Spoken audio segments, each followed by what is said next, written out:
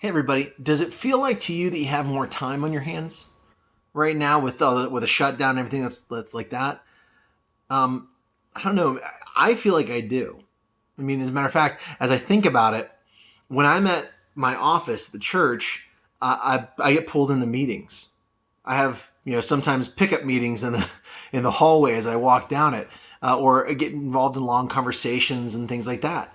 And it's kind of different because I have so many interruptions, and not necessarily interruptions, but I have so many people that come in during the day and things like that, and so my time gets taken up.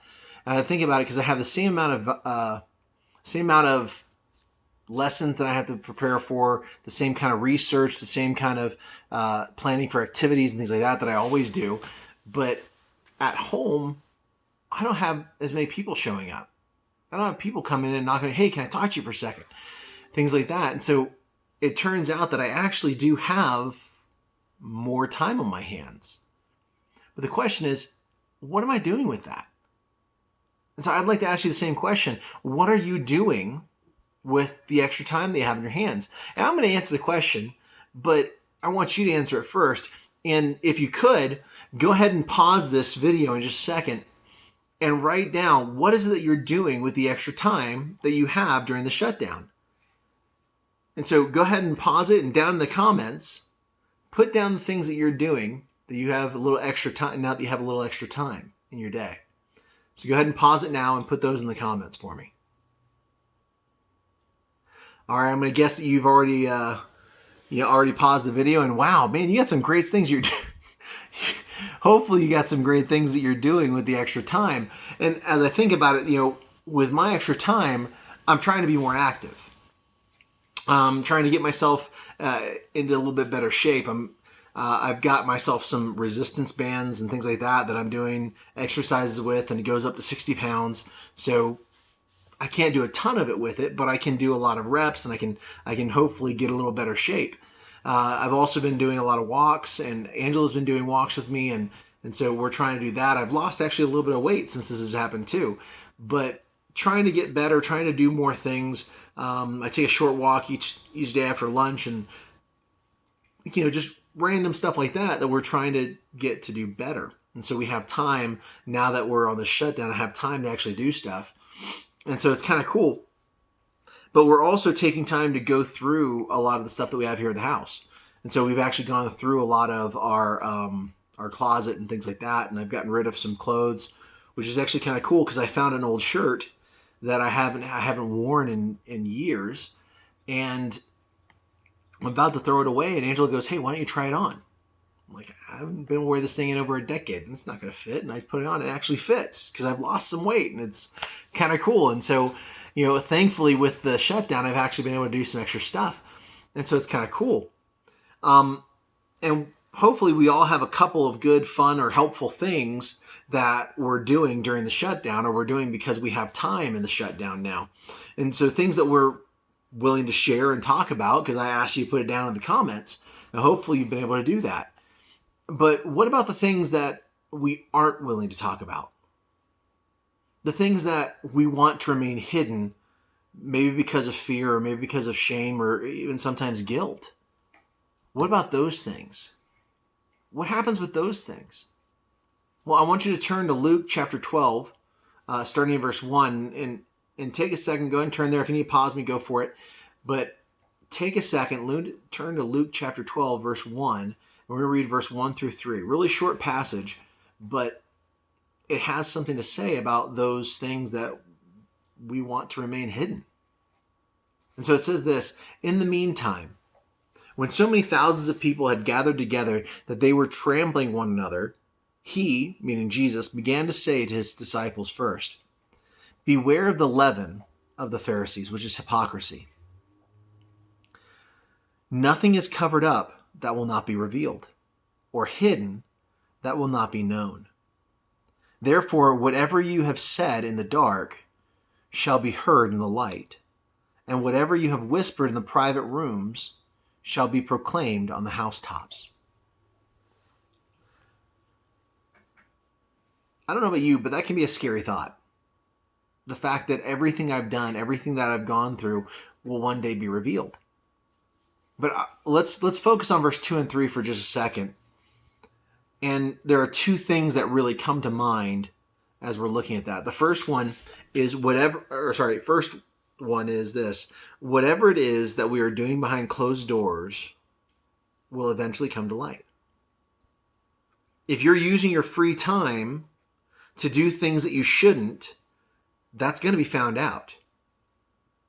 It seems to me that rather than waiting for these things to be found out and living in the fear and guilt until it does, it would be better to get out in front of it.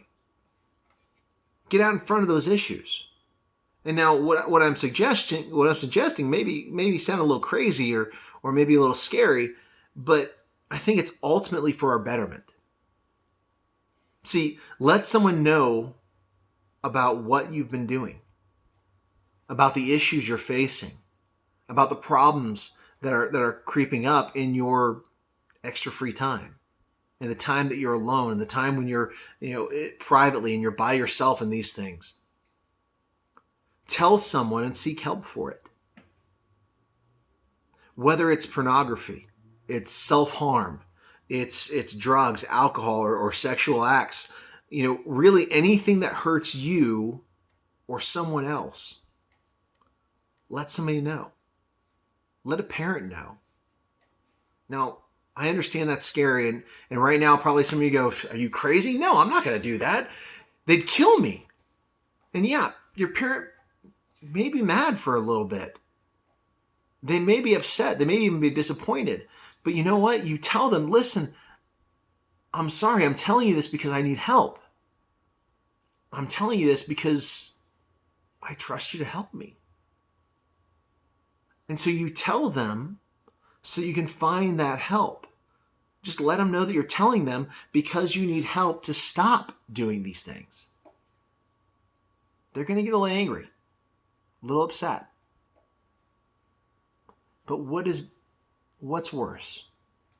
Continuing down a road that's going to end up in destruction for your life, or dealing with a little anger or a little pain and telling your parent and getting help and stopping the destructive cycle. Facing a little bit of fear, maybe a little bit of anger, is much better than being destroyed by these things. The second thing that comes to mind is that this verse says nothing covered up will stay that way. And whatever is whispered in private will be proclaimed. Now, bear in mind, I've never actually heard anybody tell this side of this passage. So maybe I'm wrong. I don't think I am. But I think this is telling us not only will the bad things come to light, but so will the good things we do. As a matter of fact, 1 Timothy 5:25 seems to back up what I'm saying. It says, so also good works are conspicuous. Meaning, in other words, you can see them. They're easy, like they stick out like a sore thumb. And even those that are not, so those that people don't see, cannot remain hidden. And so the wrong that we do, that we do in secret will be made known. But the right that we do behind the scenes will also be brought to the forefront. So it's not just that, you do something bad, it's going to come out. It's true. But those things that we do that are good, that we do behind the scenes, they're going to come out also. Everything will come out in the end.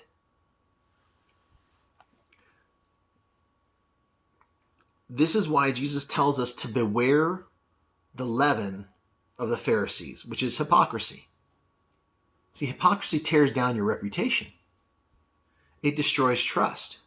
It ruins relationships. And it makes you ineffective as an ambassador of Christ or as one who tells others about Christ. It makes you less effective. Think about it like this. Now, I've said many times that you shouldn't drink alcohol. I've said you shouldn't be drunk because it's a sin. God is pretty obvious about that in the Bible. He tells us it's a sin. And so we shouldn't be doing those things. But what if you're with me somewhere and someone offers me a beer? And I say, no, thank you. I don't drink. I tell them why. I say, I believe that it's wrong. I believe that the Bible tells us that. And I don't do that because of it. Does that change how you think about me? If anything, it kind of reinforces what you think about me. Maybe. I hope it reinforces what you think about me. But what if the opposite of that was true? What if the guy offers me the beer and I say, oh, thanks. And I take it and I drink it and then I grab like 2 more and I down those also. What would that change? Hopefully that would change a huge idea of what you think about me, because I'm hoping you know that I wouldn't do that. And I'm hoping you think that I wouldn't do that. But would that not change the way you think about me? Wouldn't it change my reputation? For some of you, it would destroy the trust that you have in me. And for some, it would even change the relationship you have with me. Why does it change things? Because you just found out that I'm a hypocrite. And no one likes a hypocrite. We don't like being around those who are two-faced. That they say one thing and they do another. We don't like being around those people.